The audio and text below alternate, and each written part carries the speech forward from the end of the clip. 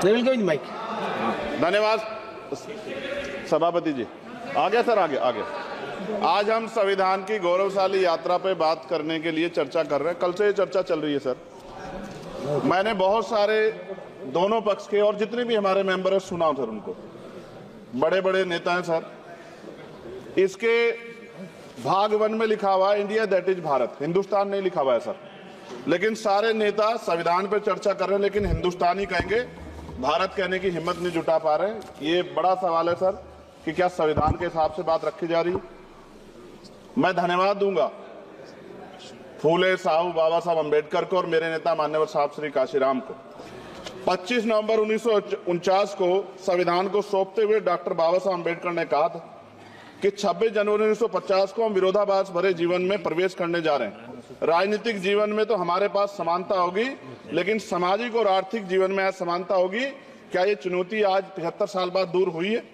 भारत ने 26 जनवरी 1950 को संविधान लागू होने के साथ खुद को एक संप्रभु लोकतांत्रिक और गणतांत्रिक राज्य होने का ऐलान किया। लेकिन सर उस समय संविधान की स्थिति ये थी कि जैसे गांव का कोई आदमी, मैं 50 की बात कर रहा हूं, वो 50 साल पहले शहर में आ जाता और बड़े लोगों की महफिल में चला जाता, उस जहां वो खाना खा रहे हो, और वो टेबल पे नैपकिन को खा के जो है कि कहता कि ये तो फीका, क्योंकि वो जानता ही नहीं था, वो समझता नहीं था संविधान को, संविधान है क्या। संविधान उसके लिए महज दस्तावेज था। ये जिम्मेदारी थी राजनीतिक दलों पे कि वो संविधान को व्यवहार में लेके आते। और इसके इतने सारे आर्टिकल हैं, अगर इनको व्यवहार में लाया जाता तो मुझे लगता कि आज देश बहुत बदल गया होता। बाबा साहब ने कहा था कि लोकतंत्र भारतीय भूमि का केवल ऊपरी पोशाक है, उनके अनुसार यहाँ की संस्कृति अनिवार्य तौर पर लोकतांत्रिक है। भारत जैसे गरीब और गैर बराबरी वाले देश में संविधान के जरिए छुआछूत खत्म करना, वंचितों के लिए सकारात्मक उपाय करना, सभी वयस्कों के लिए मतदान का अधिकार देना और सबके लिए सम्मान अधिकार तय करना, ये बहुत बड़ी उपलब्धि थी सर। ये संविधान है कि आप वहां बैठे हैं और मैं यहाँ खड़ा होकर अपनी बात रख रहा हूं, और इस देश में आदिवासी महिला के तौर पे जो है राष्ट्रपति बनी है, और प्राइम मिनिस्टर तो नहीं बना, लेकिन शेड्यूल कास्ट के बड़े नेताओं को भी जो है राष्ट्रपति बनने का मौका मिला। इस संविधान की देन, अगर वोट हम पे नहीं होता तो शायद अमीर और जो राजा महाराजा खुद को मानते हैं हमारी गलियों तक नहीं आ पाते, हमारे हाल नहीं जान पाते।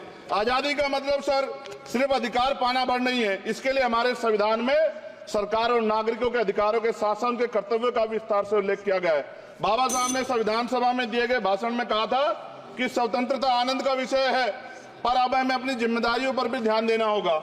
संविधान ने सुनिश्चित किया कि रानी के पेट से राजा जन्म नहीं लेगा, वोट से नेता तैयार होगा। आर्थिक बराबरी के लिए सरकार क्या कर रही है? गरीब और गरीब हो रहा है और अमीर हो रहा है। सुबह उठते कहीं बम की धमकी मिलती, कहीं दंगे की। ये अमृत काल है सर या धमकी काल है? कितना बढ़ रहा है आर्टिकल 15 सर। भारत में आज भी घोड़ी चढ़नी बैठते होती है प्लीज सर। क्या दलितों को यहाँ भी बोलने सर,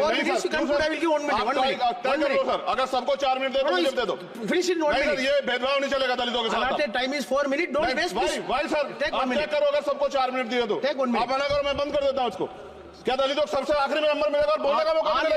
क्या मजाक कर रहे हैं सर आप? नो, ये all independent people are having only 4 minutes. You take sir. Independent में अपनी पार्टी का मेंबर हूँ सर, और जीत के आया हूँ सर, किसी के दया में नहीं आया। Take 1 minute and finish sir. कल भी बोले तो एक दलीय पार्टी के लोग, आप मौका दो सर।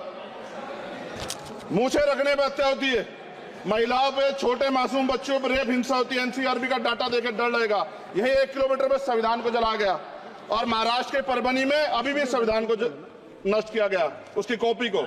आर्टिकल 25-26 में संविधान में सभी को धार्मिक आजादी। कहाँ है दलितों की, मुसलमानों की, जैनों की, बौद्धों की, ईसाइयों की? छत्तीसगढ़ में सतनामी समाज को संविधान की अपनी धार्मिक आजादी के आधार पर जो है उनको अपमानित करके जेल में बंद कर दिया। संभल, अजमेर, अयोध्या सब इसका उदाहरण है।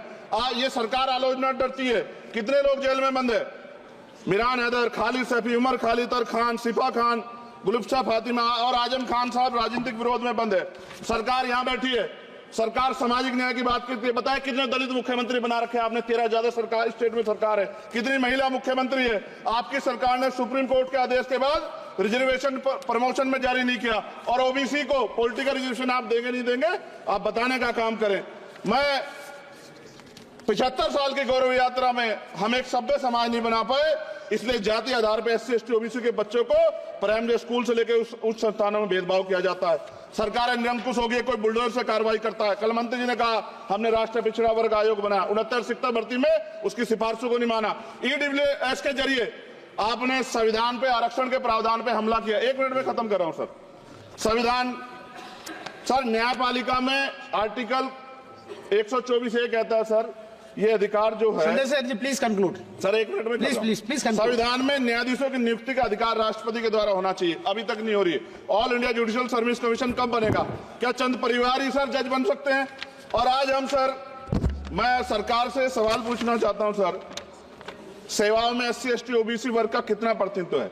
भारत सरकार के मंत्रालयों के अधीन PSU में, बैंकों, बीमा कंपनियों में और स्वशासी संस्थानों में आउटसोर्स तथा कॉन्ट्रैक्ट पर वर्तमान कार्यरत कर्मचारी कुल कितनी संख्या है?